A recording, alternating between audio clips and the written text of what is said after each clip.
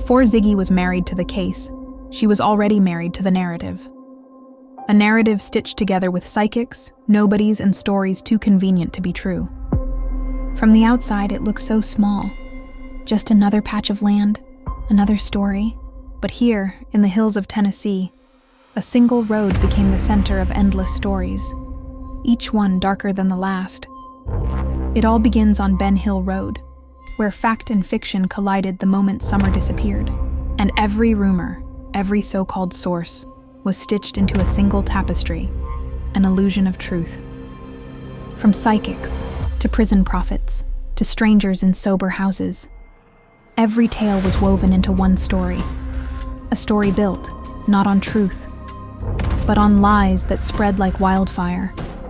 Because when you stitch a case out of rumors, the seams don't just fray, they unravel. Welcome back. In Chapter 1, Fred refused a baseline and gave us nothing but inconclusives, a perfect setup for today's grift, begging for new polygraphs. And now, Chapter 2, woven out of lies. Tonight we're rewinding, back to Ziggy's debut, back to the birth of a channel built on psychic visions, unverified anonymous Facebook post, and endless marathon panels, all stitched together into an illusion of truth. September 4th, 2021. Ziggy went live for the very first time. She had no subscribers, no credibility, but she had a story, and she called it a bombshell. Dawn and Candace failed their polygraphs. They failed their drug tests, and she swore it came straight from CPS. I can't mention my source because they told me I do not have permission to share their name or screenshots or anything like that because of their profession, and also they just don't want to be mentioned. But what I was going to mention first is I was going to bring up the drugs. So nothing, and I mean nothing, screams credibility, quite like, I can't tell you who told me. No document, no record, no name, but just trust me, guys. I don't know how much they're spending on a month on drugs, but I do know this. Dawn lied. Dawn lied about how much, or Dawn lied, first of all, about their drug screens. They did not pass their drug screens, okay? I know this for a fact. Chris McDonough knows this is a fact. I've never talked to him in my life, but he mentioned on his live that he knows what they failed for. He said he isn't going to mention it, and he knows what they failed for. He didn't say, he said they failed drug test, stamped as fact. But there were no records, no report, no proof. Just Ziggy's word. I don't forget what I was going to say, but both have positive drug screenings for crack cocaine. Both of them, Candace and Dawn. There was something else here. This was Ziggy's style from day one. Long pauses, constant shifts, always circling back to her mysterious fact source. 2 hours of live stream. That could be chopped down to 3 minutes of actual information. The rest? Filler and performance. Sorry, I need to read through this real quick to see what else they were positive for sure. And we're back to the source, again. Okay, this is what they tested positive for. Both of them tested positive for crack cocaine. They both tested positive for marijuana. And Dawn also, just Dawn, tested positive. This so-called source wasn't revealing anything hidden. It was obvious information. The same rumors about Dawn and Candace Wells that were already floating all over social media. So, if somebody comes on to a YouTube, where internationally people watch, even though law enforcement's probably watching, how are you going to go on there and say confidently that you've passed your drug screens? Knowing that law enforcement can come on and be like, you're a fucking liar, dude. Listen to the way she says it. Smug, condescending, like she's cracked the whole case wide open. But at the end of the day, you're not an insider. You're not an investigator. You're just a liar, dude. Because maybe law enforcement's just waiting, for them to hang themselves. But How can you confidently go on these YouTube channels and say this stuff when you know law enforcement knows differently, and it's going to come out eventually that you're a fucking liar? So if you can lie that you were clean on drug screens, what about the lie detectors? Did you lie about that too? And after all the pausing, all the buildup, Ziggy finally unveils her second fact. With a smirk, she announces it, like she's breaking the case wide open. Yes, you did. You lied. And let's see here. He did not pass the lie detector test. The test came back as non-conclusive for guilty knowledge test. That means they were using some kind of medication or sedative to trick the investigator in administering the test. Both of them came back non-conclusive because of for the guilty knowledge. That's what they came back positive for, or what they failed for.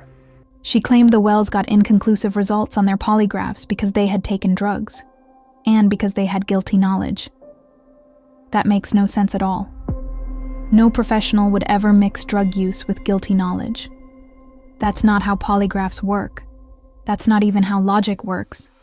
And if her source really was the professional she claimed, they should have known better. On the test. They know what happened to Summer. Point blank period. They know. And they used some type of medication according, I'm not going to say who, but a reliable source, that they used some type of medication or sedative, exact words, to trick the test. So it came back non-conclusive. I see somebody came on. By the way, Don and Candace did not pass their urine screens. They were dirty for both of them crack, both of them marijuana, and Don was also dirty for meth. Okay? I know this from a reliable source who told me I cannot share their name or their screenshots. Okay? I would just say they're in their field of profession gives them access to this type of information. Insider source revealed an anonymous Facebook account passed off as gospel. And then came the real performance. Ziggy didn't just repeat her so-called facts. She started laying out her own questions. They know what happened to her. So if they know what happened, but they didn't come back non-conclusive for doing something specifically to her. So what did they, as far as like hurting her, I'd like to know the question specifically though. Did they ask, did you sell her into sex trade? Did you sell her for some other weird purpose used on the dark web? Like if you've watched that, I shared earlier in this live, like Donna, the psychic Donna Serafina, who was correct about, who was those? I don't know. The one that has the daughter named Tylee. Notice this. Ziggy casually drops the name Donna Serafina. At the time, most viewers didn't think much of it. But keep it in mind, because Donna's psychic bombshells will come back into play later, and they'll be woven right into Ziggy's narrative. Is her last name Bell or something? She was correct, and there's evidence out there, emails and stuff like that, where from 3 months before they were arrested. Donna didn't solve the Daybell murders. Investigators and evidence did. But she did blow up on YouTube. And to this day, she makes a pretty penny off tragedies and desperate families, selling visions that people cling to when they're desperate for answers. She was correct about their body being spread all over and whatever. She's saying that they sold her for a snuff film. Fucking sick. And that Candace gave Summer some type of medication. That's why it's so important to know what was filled that day, what prescription was filled that day. Did Candace give Summer some of that medication to ease the pain of whatever was to come that evening? What kind of sick monster are you that it doesn't like keep you up that it doesn't make you want to kill yourself for freaking selling your own child for some type of torturous reason, like either whether it is sex trade or some type of snuff video. And let's not forget, Ziggy helped push one of the ugliest lies of all, that Summer was sold for a snuff film. Where'd she get the idea? From a psychic's vision. Rumors recycled as facts, Ziggy style. But we will get more into that later. How do you sleep at night? How do you go on? How do you party and drink all day? And what if it wasn't just so you could have like endless supply of drugs? Like, oh my god, dude, I would kill myself before I freaking. I'm sorry, that's just. So as far as CPS, what I was told, we're going to get some bombshells, like probably next week, supposedly. They will not be getting the boys back, according to this person. Parent reunification is not on the parents' service plan. And then she says it, proud, almost smug, that the Wells will never get their boys back, which is not her case, not her call. But she sure loved saying it, and still does. They're never getting the boys back. So if Summer is found, she is never going back to them, which is definitely the best anyways. TBI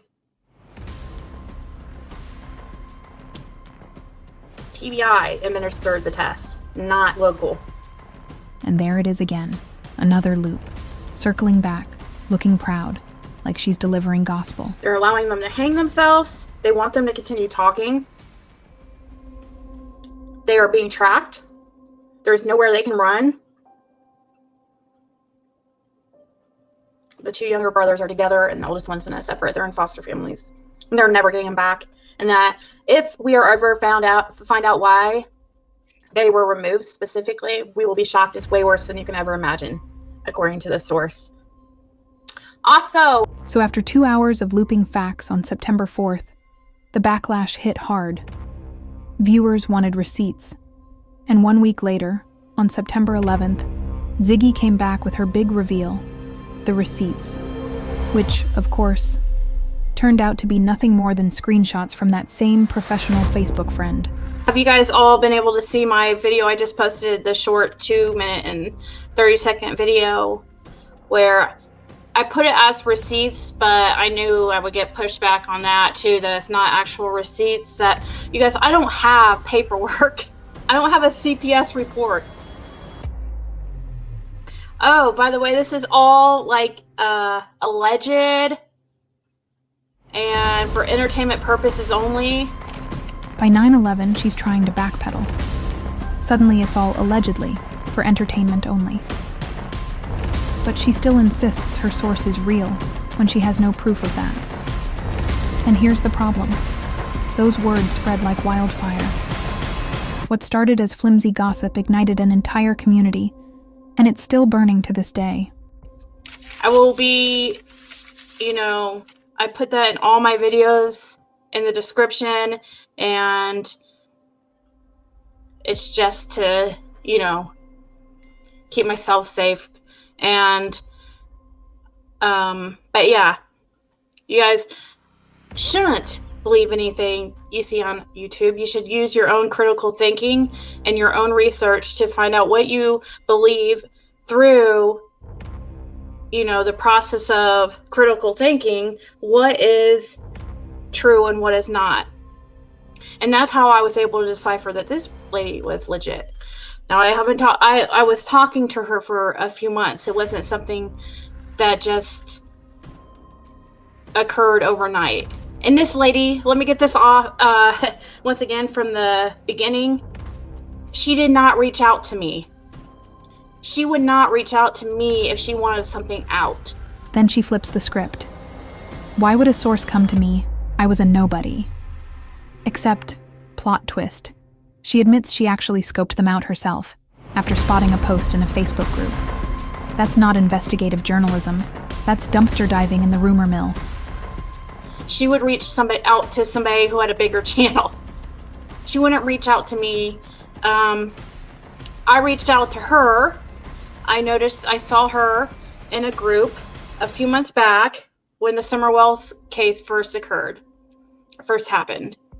I noticed, I can't remember exactly what she posted, but it was very, information that most people wouldn't have, and I had been talking to her ever since. For the first month or so, she wouldn't tell me anything. Just that basically that we're going to be seeing bombshells and stuff when everything comes out. I don't even think she knew everything yet, but I mean, there's still going to be more. This is not going to be all that we find out. And also, I did, like I said yesterday, have a moment where I thought about taking down the videos. She admits she thought about deleting those videos, the ones with her so-called receipts. But if she did, she wouldn't have had the views to monetize. Those fake receipts are exactly what built her entire tragedy pimp career. No lies, no clout, no channel. I didn't mean to post two of them, by the way. I was trying to edit the end of it out where we were talking about, or where we played a documentary. And in the process of doing that, somehow it doubled and posted. So I have two of them. That's why there's the one that says copy of bombshell. And then there's just the regular bombshell. But by the time I noticed, there was already tons of comments on both of them. So that's why they're both up. I went to go delete one of them once I noticed, and I was like, man, it already has 100 and some comments. So think about it. Those numbers came from a brand new channel. 3,000 views right out of the gate. Then 7,000 the same day. 9 days in, she's pulling 18,000 on a fake bombshell. By September 11th, another 4,500 on her bogus receipts. She knew they should have been deleted. But on a new channel, views like that were gold. And gold is what built her tragedy pimp career. Oh my gosh, Penny. I've answered this a million times, and so does my video, so does the screenshots I just played in the last video. I'm going to play that video. It's only 2.5 minutes long. Then I'm going to play a video from another channel. And oh yes, let's not forget the allegations about H, who was a minor at the time. She had no problem blasting out that Candace was in a relationship with him. 4 years later, no charges, no proof. Just another ugly lie that never should have left her mouth. In the screenshots, the lady says why. I mean, they have to build a case. They cannot just go out and arrest people, arrest them for crimes one at a time. One crime at a time. They're finishing their report and giving a full report over to law enforcement to then press charges. Okay, so it's not, I know and that was one of my questions too, and you'll see it in the screenshots. I'll play it. If you're on your phone, I saw a lot of comments saying, oh my. Before I show you these screenshots, let me be crystal clear. The claims inside are lies. They're defamatory, they involve minors, and they were never backed by any evidence or charges. I'm only showing them so you can see firsthand just how reckless and absurd she was willing to get. Receipts flowing. Her first stream, claiming rumors as fact. I can't mention my source because they told me I do not have permission to share their name or screenshots or anything like that because of their profession, and also they just don't want to be mentioned. Dawn lied about how much, or Dawn lied, first of all, about their drug screens. They did not pass their drug screens, okay? I know this for a fact. I know they failed for crack cocaine. Not cocaine, but crack cocaine. Now, I cannot tell you, how they're able in a drug test to tell between cocaine and crack cocaine, but it was crack. But both have positive drug screenings for crack cocaine. Both of them. Candace and Dawn.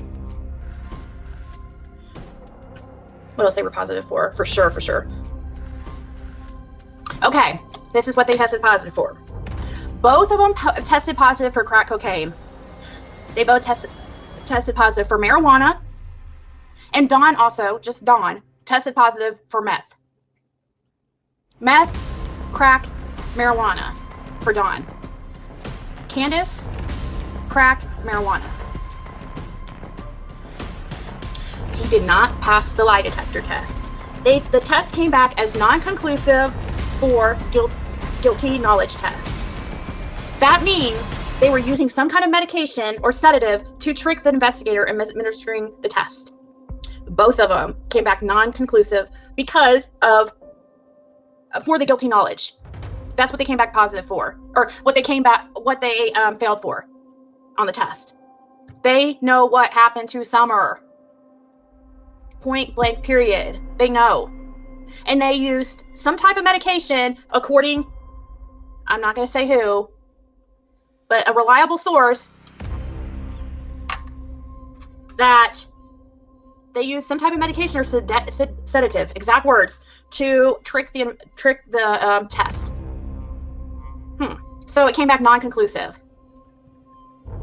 I see somebody came on. By the way, Dawn and Candace did not pass their urine screens. They were dirty for both of them crack, both of them marijuana, and Dawn was also dirty for meth. Okay? I know this from a reliable source who told me I cannot share their name or their screenshots. Okay? I would just say they're in their field of profession gives them access to this type of information. Also, they did not pass their lie detector test. They're fucking liars. Let's fast forward. It's now March 2022, over a year after her facts, her bombshell receipts, and her backpedal. And here she is, still trying to explain it all away. September 1st, when I first contacted her, one thing that was that's the only thing I can think of that was actually, when I first did the video of this conversation, when I released the information I was given, it had felt like to me that me and her were talking for like a few weeks before she started telling me stuff, but it was actually more like, only a week or even less before she started telling me really info that she probably shouldn't have, I guess. Listen to the spin. Now it's, well, I guess the source shouldn't have given me this info. She even admits she realized the answers came way too fast to be credible. And why is she rehashing it all? Because someone accused her of playing private investigator. So what does she do? She doubles down, stands on it all, with her whole tragedy pimp chest. But when we first started talking, guys, I was very involved with the community, but when I first started talking, I did not purposely deceive her, because I started talking to her September 1st. My first video was not done until September 6th, and then I put out this information September 9th. I did not make a channel because of the information she gave me. Ziggy's always got a but. September 4th, it's all facts. September 11th, but it's allegedly. March 2022, but the source shouldn't have told me. And later. But I didn't build my channel on this. Except the timeline says otherwise. Bombshells built the channel. Period. I'm in contact. You're in contact with who? Oh, Upchurch? Yeah, you should send him that, you should send him the bombshell video if that's... Tell him to check that out. And here's where it gets really reckless. Ziggy admits she sent her so-called bombshell receipts to Ryan Upchurch. And luckily, he didn't rely heavily like others had, but her channel does only put out only one narrative. So now some of her unverified gossip wasn't just on a brand new channel with a few thousand views. It was blasted to an audience of more than 3 million subscribers. That's not just spreading lies, that's exporting them. Watch my bombshell video. They didn't even pass the lie detector. Ryan Upchurch said my name one time, and or said Ziggy, not my real name, and I couldn't even I had to click out of the channel. I was like, oh no, talk about me, no no, not me. Even though it would bring, it'd be great, like great publicity, great advertisement. So not only did Ziggy spread her unverified bombshell to her own audience, she pushed it to Ryan Upchurch, and sure enough, it reached millions more. The problem? The so-called bombshell wasn't even true. Brian Enton reported directly from Sheriff Ronnie Lawson that Don and Candace passed their polygraphs. That's the exact opposite of Ziggy's claim. Sheriff says the Wells are cooperating, but that there's no evidence at this point that Summer was kidnapped or abducted. Is it possible that Summer's parents, Candace and Dawn, had something to do with this, or have you ruled that out? We haven't ruled anything out. Everything's possible. And right now, detectives say they are looking for a red or maroon pickup truck that may have been in the area around the time that Summer Wells went missing. But even the sheriff today said they have no confirmation that the truck was actually there. They're not even for sure it is definitely connected. There are so many pieces of this puzzle they just haven't figured out yet. But another interesting thing, Marnie, he did confirm for me today that both of Summer's parents did pass a polygraph test. Which is something I know a lot of people have wondered. So that's source one: fake receipts, false polygraph claims, and lies reckless enough to be blasted to millions. The kind of misinformation that built a tragedy pimp career, but collapsed under the weight of the truth. Thanks for riding along with me on this journey back in time. We've seen how Ziggy's so-called receipts were nothing more than anonymous, unverified claims, reckless and damaging, especially when they dragged minors into the lies. Those fake receipts built views, but they never built truth. And it only gets worse. Because when the receipts started to crumble, the visions took over. Join me in Chapter 3, The Psychic Web, where bombshells meet prophecies and the lies grow legs. Love hearing it anyways. Yes, it's hearsay, so I agree. It is hearsay. That's why I get people thinking I'm going to jail or gonna get in trouble for repeating hearsay. You're wrong.